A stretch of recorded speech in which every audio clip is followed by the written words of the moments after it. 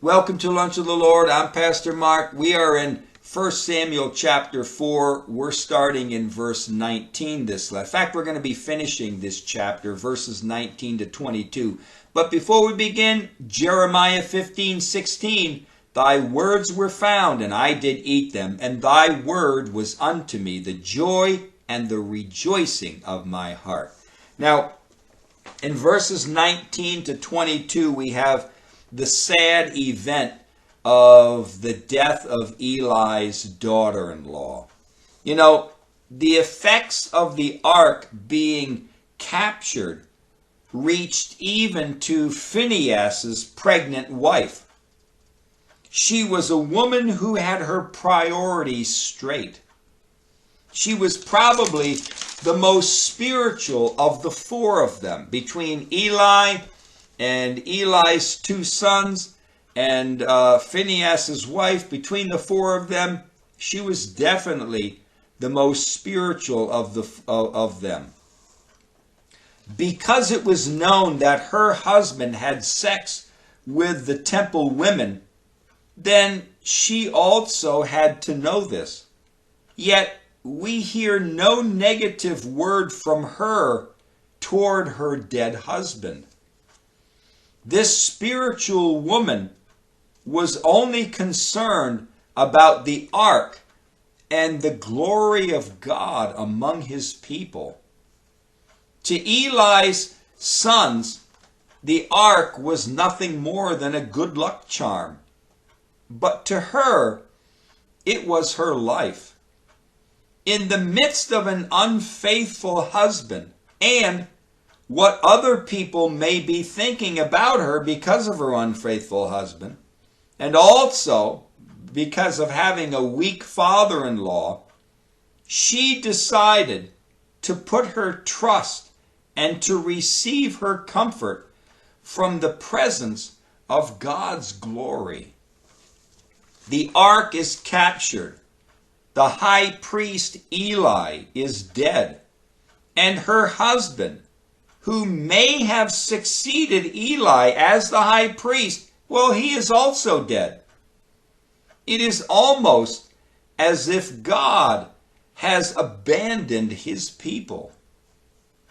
But she wouldn't be the only one who felt no hope on this day.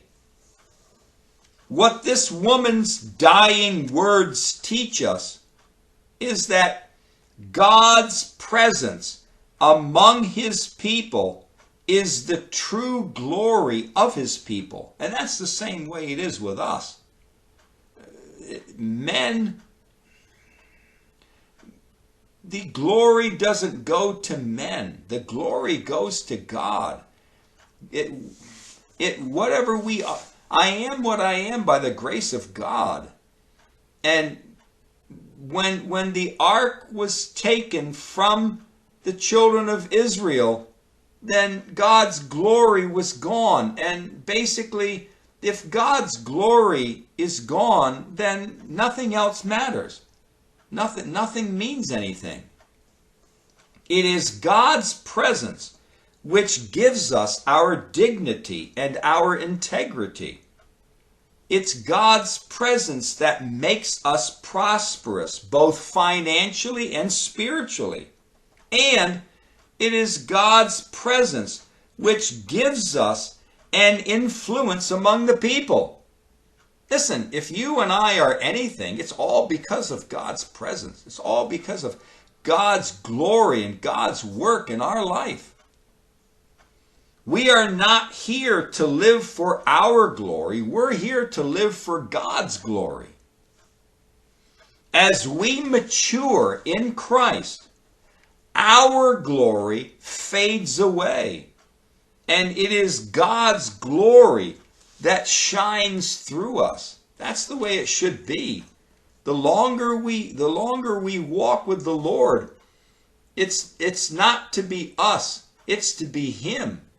Paul said, I am crucified with Christ, nevertheless I live. Yet it's not I that lives, it's Christ that lives in me. And the life that I now live in the flesh, I live by the faith of the Son of God who loved me and gave himself for me.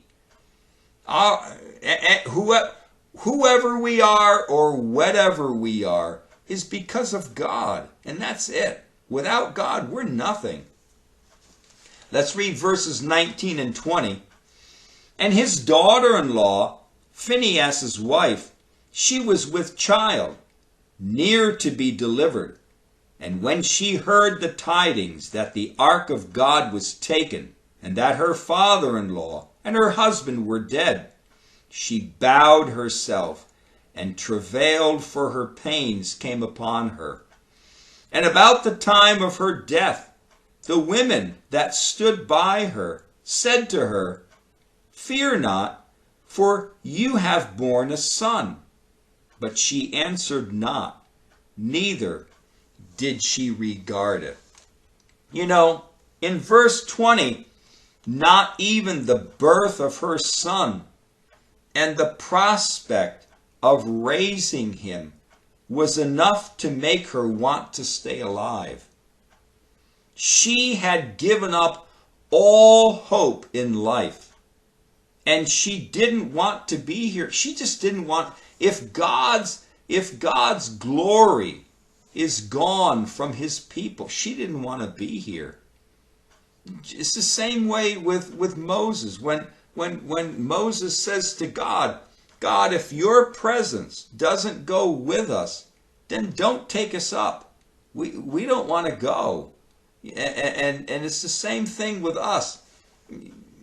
We need we need the presence of God, because God's presence is everything. And here's this woman, she's bearing a child, and she gives birth. And the only concern on her heart is, where is the glory of God?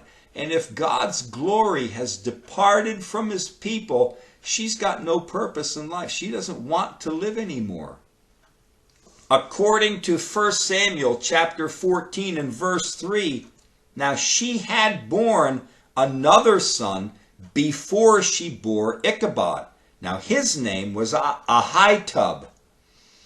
The line of Eli's priesthood would continue down through Ahitub's descendants, not Ichabod's, and that would descend down until King Solomon's time.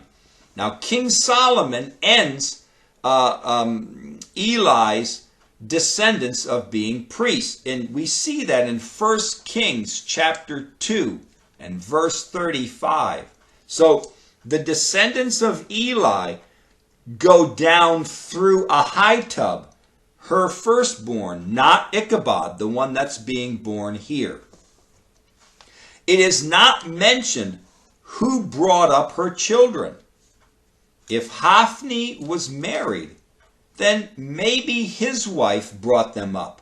Or maybe the women attending her at this time, at the time of her birth, maybe they brought up her children. Remember, Samuel was brought up probably by the women that attended at the temple. So when she dies, there's no one to take care of, well, I shouldn't say no one to take care of the children, but somebody had to bring them up. And we don't know how much older Ahitub was than Ichabod.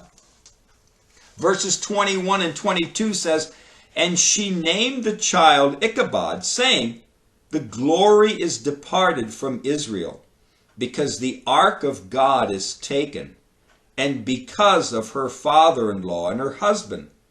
And she said, The glory is departed from Israel, for the ark of God is taken. Now, the tragedy of losing the ark and the presence of God among the Israelites, it meant so much to her that she names her child Ichabod.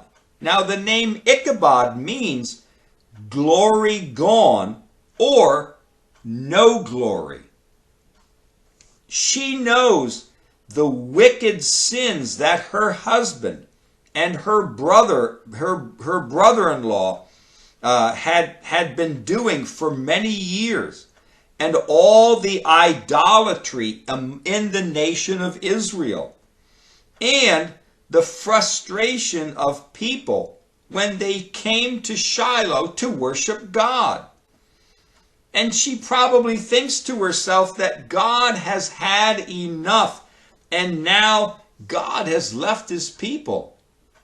Now, listen, we have the advantage of knowing the whole story. You and I, we can open the Bible and we can read the whole story. But back then, they didn't have that advantage. They didn't know what was coming next. All they knew was that God's glory was departed. The presence of God is now in the hands of the enemy. And they don't see the future. They don't know what's coming. We do, but they didn't. So here, it's understandable that here she sees the presence of God go. And she kind of thinks to herself, I can understand why God would want to leave us. My father-in-law was weak. He didn't train up his children right. My husband and my brother-in-law, they were unfaithful and they were wicked. They stole from the people's sacrifices. They stole from God. And the people all around in the nation of Israel, they're idol worshipers. Everything seems to be going wrong, even to the priesthood of God. It's all infected with sin and evil. And she's probably thinking to herself, I can understand why God would want to leave his people. And she has no desire to just live anymore. Even though she's giving birth to this son, she doesn't want to be here anymore. If God's not in among his people, she doesn't want to be here. You know, it's easy for us to understand why they would give up hope. Why people in Shiloh who were still alive after Shiloh was defeated, why they would have no hope.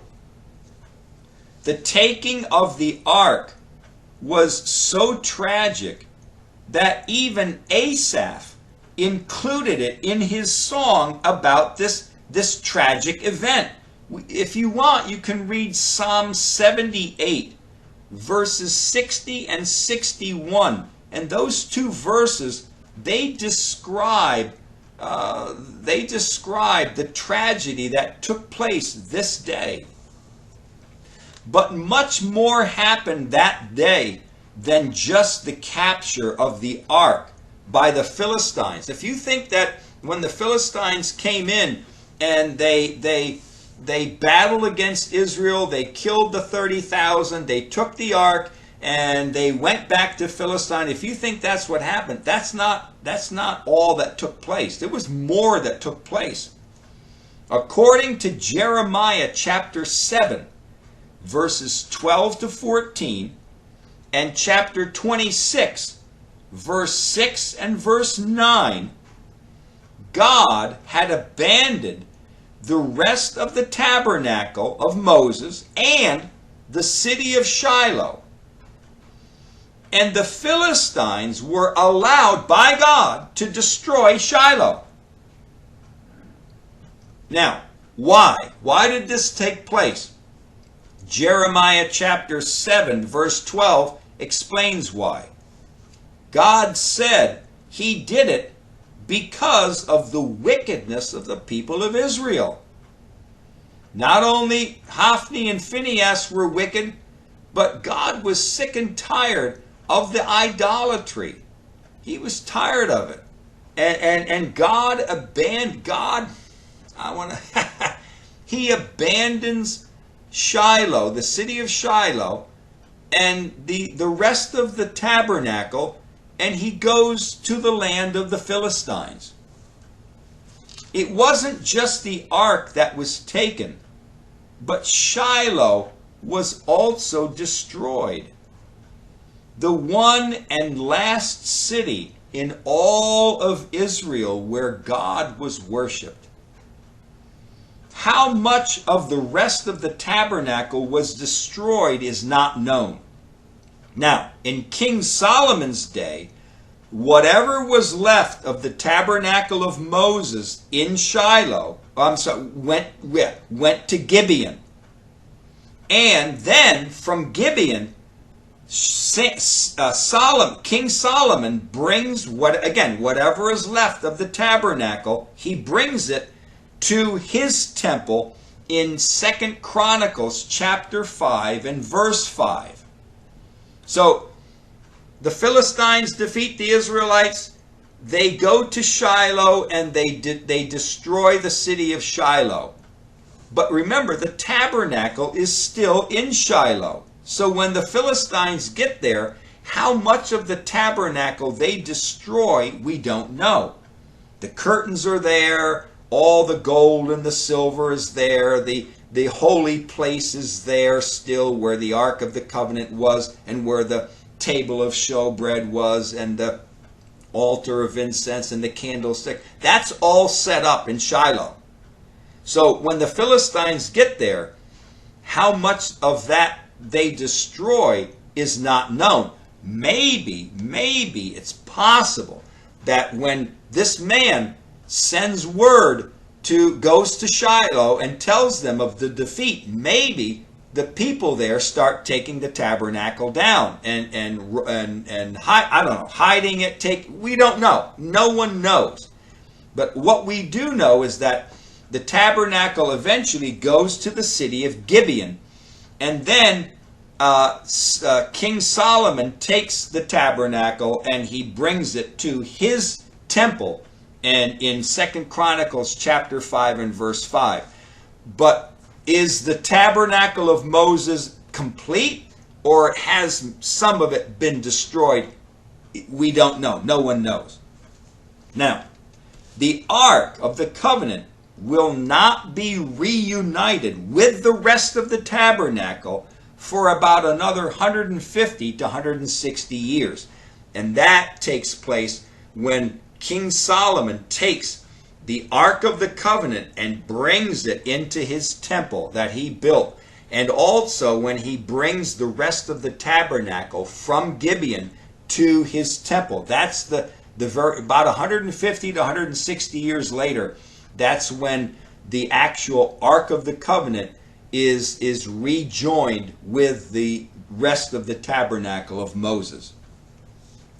But before we finish this portion of Scripture of this mother's death, I want you to think about what it would mean for this little boy to live his whole life bearing the name of such a tragic event that took place in Shiloh. Every time he says his name, and whenever someone speaks his name, the thought of why he was given that name will be a reminder of the devastating events that took place on that day that he was born. A sour remembrance will be on the mind of the one who calls out to him and says, "No glory, it's time for dinner," or "No glory, it's time to go to school," or "No glory, it's time for bed," or "No glory, you're needed in the field to help bring in the sheaves." "No glory, the sheep needs feeding." Right? Every time his name is spoken, every time he speaks his name, a remembrance of the devastating events that took place on the day that he was born are remembered. As many people are given the name of a special jewel such as ruby or pearl, or of a famous person such as David or Jonathan or Clint, or they're given the name of an important person in their family, maybe a famous grandfather or grandmother or uncle or whoever.